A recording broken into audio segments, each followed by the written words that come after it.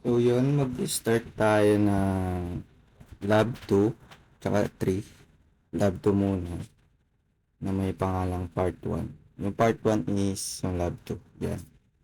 So, may code na print lang ng student report. Then, itong ano na to is yung data. Then, yun. Yung input is para sa ano, makapag-input yung users ng ano nila, ng mga data type. Then, yun. Ito naman is yung grade. Tapos, float. Kaya siya naging float kasi may point minsan yung grade natin. So, yun. Tapos, same lang gagawin dyan. First grade, second grade, third grade. Same lang yan. Kinapi ko lang yung grade 1 float sa first grade. Tapos, para makalculate yung average is pagpa-plus yung tatlong grade, nasa parenthesis, then divide 3. Then, piprint tayo ng average na may F. Yung F is para ma-call out yung data. Then, yung syntax niyan is curly braces, average, colon, 0.2f. Yung 0.2f para maglabas siya ng 2 decimal place. So, try natin. So, mali tayo dyan. Kailangan yung student ID is number. Pero pwede din yun. So, 01, name. Siyempre ako, Aaron Sean Perez. Then, section, dash 2. Then, first grade is then second grade is ano, yan. Calculate niya yung average ng tatlo, then i-divide niya yung 3, then yun yung calculations, tsaka lalabas yung average. Yan. So, tapos na yung part 1, episode 1 sa lab 2 na student report na calculate the average. Dito naman tayo sa salary calculator. Print tayo ng yan, salary calculator. Then, employee name, data, then yung input. Then, yung basic salary. Then, yung basic salary is yung ano, naka-float kasi may salary na may decimal place. Then, yung overtime hours, syempre hindi kailangan ng float yan. Kasi parang oras yun. Parang per hour siya, hindi siya per minute. Kaya hindi siya naka-float. Then, yung overtime hours, kada overtime per hour is times niya yung overtime hour mo sa 150. So, yung overtime hour mo, equivalent per hour ng 150. Then, yun. Tapos, yung calculation ng gross salary is gross. Para ma-print yung gross is salary plus overtime hours. Then, yung tax is gross times tax rate para ma-calculate niya yung tax doon sa baba. Para pag kinal out natin, tama yung calculations. So, yung net salary, yun, yung calculation is gross salary minus tax. Pagpa-minus yung gross salary tsaka tax para makuha yung net salary. Then yung overtime pay, yun, may calculation na sa taas na per hour is 150. Then, run natin. Employee name, Aaron Sean. Basic salary is 20k. Then, nag-overtime tayo ng 5 hours. Then, yun.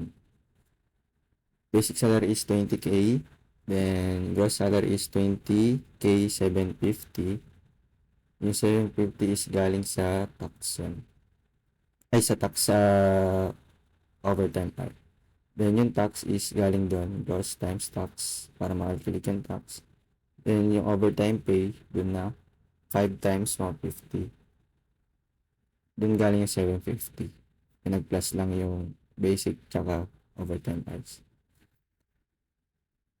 Then yung net salary, pag ma-minus yung tax tsaka gross salary para makuha mo yung pinakamalinis na sahod na walang kaltas. Yun na yung net salary. So, proceed tayo sa part 1, episode 3. So, ito naman is shopping cart siya. So, magpo-produce tayo ng product name, quantity product, saka product price. So, naglagay ako ng 1 kasi hindi siya pwede maulit yung data. Para pag kinall out, hindi maguluhan yung IDE natin. So, yun. Para sa quantity product 1. So, yun. Then, product price, 1 ulit. Tapos, i-copy lang natin yan. Tapos, baguhin lang natin yung 1. Gawin natin 2. Tapos, lahat 2. Then, pag po-proceed na sa another product, gawin natin 3. So, yun. Tapos, yan. Parang copy-paste lang. Ganun naman sa programming. More on copy-paste pag medyo alam-alam mo na. Or kung same lang sila ng data. Then, ito, calculation ng product. Product total 1. Product 1 total is equal to quantity product times price. Then, yun. Then, para makuha yung total price, yan, pagpa-plus mo na yung tatlong product. Then, yan. Tapos, cart summary, i-reflect niya lang yun, lahat. Yung nasa tinype mo. Call out din yung total ng product, ng kada product. I-calculate niya based sa price tsaka quantity. So, try natin.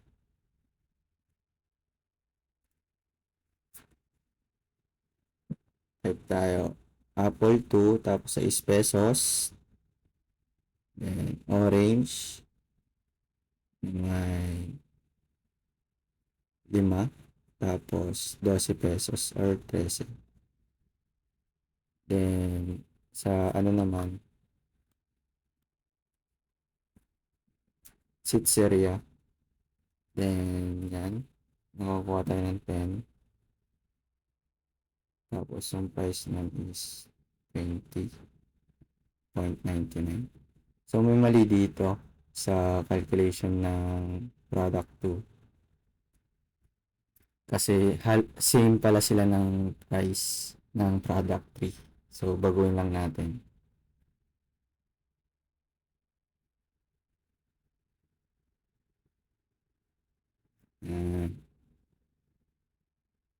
Same proceed lang para maging tama yung ano natin. Yung code. Ganyan. Apple, quantity, tapos yung price. Orange, quantity din yung price. Then, yun. Nag-type ako dito ng may decimal point sa quantity. Which is bawal kasi yung quantity natin is int, not float. Kaya yun, mali na naman tayo. Yan. Hinahanap ko pa yung mali. Mali pala ako ng quantity product. Kaya ulit tayo. So, yun, apple. Then, quantity, 5. Its price is 6. Then, orange. Price is 5. Ay, tatlong orange. Tapos, yung price nun is 15. Then, yung Sitseria is quantity is 10. Then, 20.99. And, card summary, kung ano nakuha mo, pang resibo. Then, yung total is nakuha ko sa pinag-plus-plus na total na tatlong product na total. So, yun. I-retrieve nyo yung data na inano mo. Kasi kinol ko siya para makita na ilan nakuha, anong product, at anong price. Then, yung calculation ng kada product, then yung total. Yun. Nag-print out ng divider na dash. Yun. So, dito nagtatapos yung lab 2.